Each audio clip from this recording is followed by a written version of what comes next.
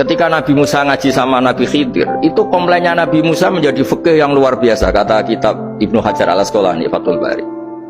Ketika beliau ngaji sama Nabi Khidir, kemudian Nabi Khidir itu dipinjemin perahu sama masyarakat. Sudah dipinjemin karena beliau majanan ya, dikasih gratis. Tapi di tengah-tengah perjalanan perahunya itu dilubangi. Nabi Musa komplain, akhorak tahal itu khriqo ahla, masa kamu lubangin padahal kamu naik, nanti gimana, kamu sudah pinjem, nggak bayar, masih ngerusak lagi, itu apa-apaan. Nabi Khidir ya rileks saja, ilmu kamu belum cukup untuk menganalisis ini. Begitu juga ada 3 peristiwa yang Nabi Musa itu selalu komplain. Apa yang dikatakan Ibnu Hajar al-Asqalani itu kitab yang sangat bagus sekali. Justru dengan protes itu Nabi Musa punya kelas di atas Nabi Khidir, karena orang nggak boleh sukut alal mungkar, karena secara fikih orang itu tidak boleh mendiamkan sesuatu yang buruk.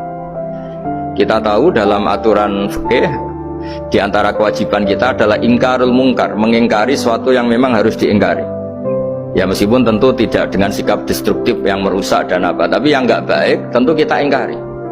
Perilaku Nabi Khidir yang melubangi perahu yang tidak miliknya, padahal yang punya perahu sudah menotong, itu perilaku yang nggak baik. Sehingga Nabi Musa protes. Justru protesnya Nabi Musa ini menjadikan beliau selalu di kelas fikih terbaik, yaitu ingkarul mungkar, mengingkari barang yang harus diingkari. Tapi tentu Nabi Khidir juga nggak salah, karena beliau punya perhitungan di depan nanti itu ada begal-begal, ada kekuatan yang nggak baik, yang selalu akan membegal perahu-perahu yang kondisinya sempurna. Nabi Khidir punya perhitungan, kalau ibarat mobil ini spionnya kok nggak dipecah, nggak diambil, itu termasuk mobil bagus, pasti digarong. Tapi gara-gara spionnya dipecah dulu sama Nabi Khidir, terus depannya dilumuri apa supaya nggak menarik, ini selamat. Jadi perhitungannya Nabi Khidir, wa kana wara'uhum maliku ya'khudhu kulla safinatin ghusba. Di beberapa tafsir diartikan safinah ay sholihah, karena di depannya nanti akan ketemu orang-orang yang dolim yang selalu ngambil perahu-perahu yang bagus. Caranya gimana supaya perahu itu gak diambil? Ya karena mereka hanya ngambil yang bagus, ya dirusak dulu supaya gak bagus. Kalau ya gak bagus nanti lolos dari garong tadi, dari pengambilan secara dolim tadi.